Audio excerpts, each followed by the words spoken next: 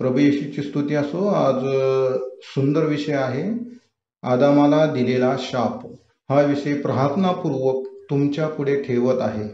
Video पाहूनच नाही तर बायबल वाचून हा विषय समजून घेतला तर तो चांगल्या प्रकारे समजेल. उद्देश हा बायबल वाचावे ते आत्म्याने, बुद्धीने नव्हे.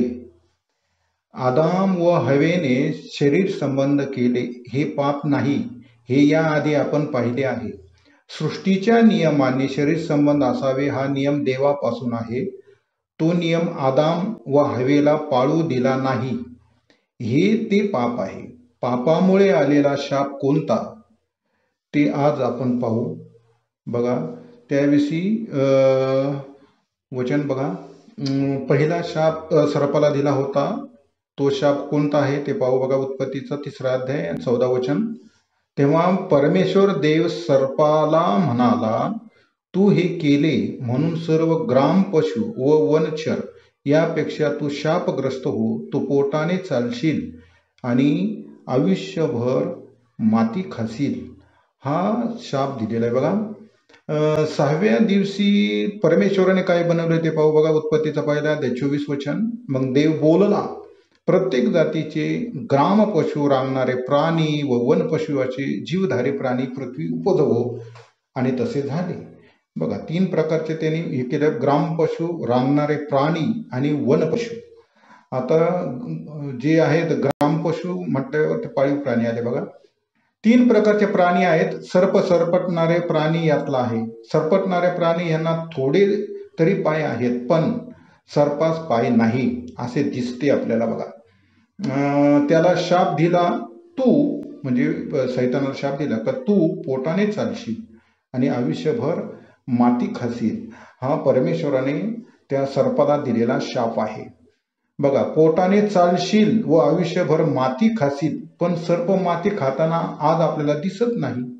सर्प मांसाहारी आहे. बघा तो माती खात नाही. मग हा शाप जो दिलाय परमेश्वराने सर्पाला दिला की तू दुसऱ्याला दिला, हे आपल्याला आज पाहिजे. सर्पाला दिला की दुसऱ्याला दिलाय शाप? सर्पालाच दिला आहे. बघा उंदीर खातो, सरडा खातो, वेगवेगळे हे खातो. बघा ख्रिस्ताच्या राज्यात सर्व प्राण्याचे अन्न बदलते, पण सर्पाचे खाणे बदलत नाही. ते वचन वाचूया. बघा यशाया 65:25. तेव्हा लांडगा व कोंकरू एकत्र चरतील, सिंह बैलाप्रमाणे कडबा खाईल, सर्पाचे खाणे धूळ होईल. माझ्या सगळ्या पवित्र डोंगरावरती उपद्रव देणार नाहीत, नासधूस करणार नाही, असे परमेश्वर म्हणतो. बघा सर्वांचं अन्न बदलतं, पण इथं सर्पाचं नाही बदलत. बघा पृथ्वीवर आजपर्यंत सापाने माती खाल्ली नाही, तो मांसाहारी आहे. मग साप माती खाणार हा शाप दिला आहे, त्याचे काय? तो शाप स्वर्गीय देहाच्या सापाला दिलेला आहे आणि आपण हा पार्थिव देहाचा साप पृथ्वीवर पाहतो. बघा आणि त्याच्यामुळे आपल्याला ते वचन मॅच होत नाहीये. बघा पार्थिव देहाच्या सापाला दिलेला नाहीये, तो स्वर्गीय देहाच्या सापाला दिलाय. बघा आता तुम्हाला ते पटण्यासाठी उदाहरण देतो. बघा स्वर्गीय देह आणि पार्थिव देह जे असतात ना, स्वर्गीय देहाला डाव्या बाजूला एक बरगडी कमी असते, म्हणजे फासळी. आणि आपण जर पृथ्वीवर पाहिलं तर स्त्रीची उंची साधारणतः कमी असते. बघा आणि पुरुषापेक्षा. आणि मातीचा जो साप माती खातो तो स्वर्गीय देहाचा असतो, पण पृथ्वीवर जर पाहतो आपण तो मांसाहार आहे. बघा स्त्रीला दिलेला शाप उत्पत्ती 3:15. आणि बघा वचन, आणि तू म्हणजे सर्प व स्त्री, तू व स्त्री तुझी संतती व तिची संतती यामध्ये परस्पर वैर स्थापीन, ती तुझे डोके फोडील व तू तिची टाच फोडशील. सापाची संतती कोणती आहे आणि स्त्रीची संतती कोणती आहे हे प्रथम समजून घेऊया, कारण ह्या दोन्ही संततीमध्ये परमेश्वराने वैर स्थापन केले. बघा सापाची संतती कोणती आहे? वचन पाहू. बघा पुरुषी व सदुकी यांना बाप्तिस्मा करणारा यावं म्हणाला, सापाच्या पिल्लांनो. मत्तयाचा 3रा अध्याय 7वं वचन. पुरुषांना प्रभू येशू म्हणाला, सापाच्या पिल्लांनो. मत्तयाचा 12वा अध्याय 34 वचन. आणि शास्त्री व पुरुषी यांना प्रभू येशू म्हणाला, सापांना व सापाच्या पिल्लांनो. मत्तयाचा 23:33 मध्ये हे वचन आलेले. बघा जे लोक वचनाला स्वीकारत नाहीत ते सापाची संतती आहे असे आपणास दिसतंय. बघा स्त्री म्हणजे हवा किंवा मरिया नव्हे, तर इस्रायल राष्ट्राला स्त्री म्हटले आहे. या राष्ट्रातून देवाच्या वचनाचा उगम झाला आहे. ज्यांनी देवाची वचने स्वीकारली ते लोक स्त्रीची संतती आहे. पहिलं कोण आहे मग? यहुदी. त्याच्यानंतर दुसरं शहाण्या कुमारी, तिसरं मूर्ख कुमारिक आणि चौथं नीतिमान लोक आहेत. आणि ही त्या स्त्रीनं या 4 मुलांना जन्म दिला. बघा, स्त्रीचे 4 मुले स्वर्गात जाऊ नये म्हणून सापाचे मुले त्यांना अडथळे आणतात, म्हणजे टाच फोडतात. जेव्हा हे 4 मुले वर स्वर्गात जातील तेव्हा सापाचे डोके स्त्रीच्या संततीने फोडले असे होईल. तेव्हा ते म्हणतील, ती 4 संतती लोक जे आहेत ते म्हणतील, अरे मरणा तुझा विजय कोठे, अरे मरणा तुझी नांगी कोठे.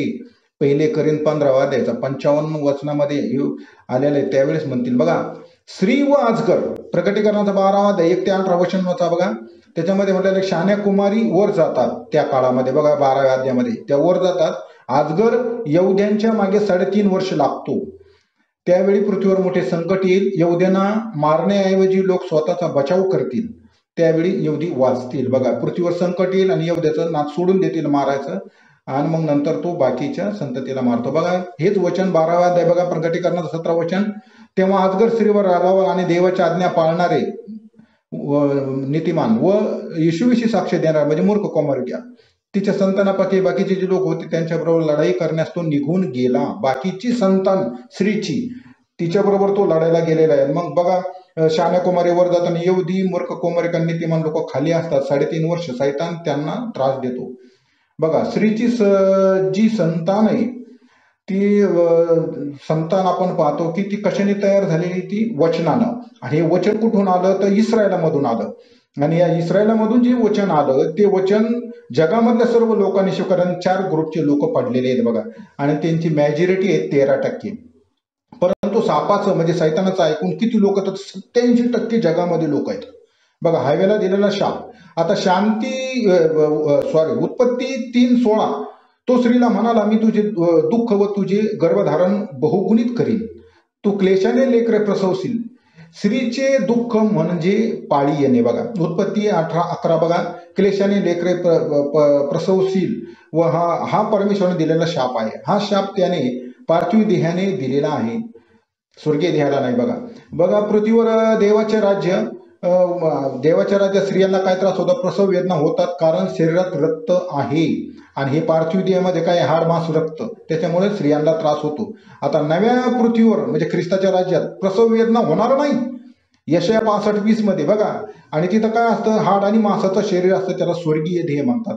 तिथं सुद्धा लेकरं होणार आहेत असं वचन आहे. बघा, आदामाला दिलेला शाप. आता बघा, उत्पत्ती 3:19 तू आपल्या निधळ्याच्या घामाने भाकर मिळून खाशील. हा आदामाला दिलेला शाप आहे. व अंती पुन्हा मातीला जाऊन मिळशील. आणि हा जो शाप दिलेला आहे.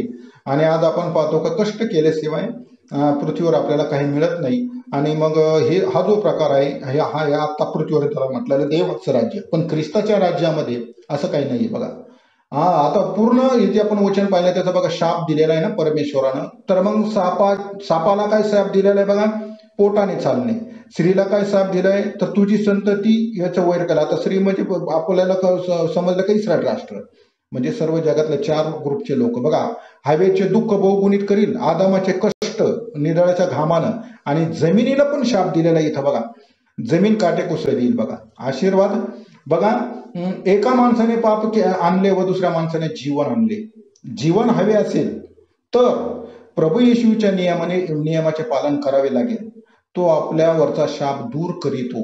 जगातील सर्व मानवासाठी हा एकमेव मार्ग आहे आणि तो सर्वांनी आत्मसात करावा, म्हणजे तुम्हाला जीवन मिळेल.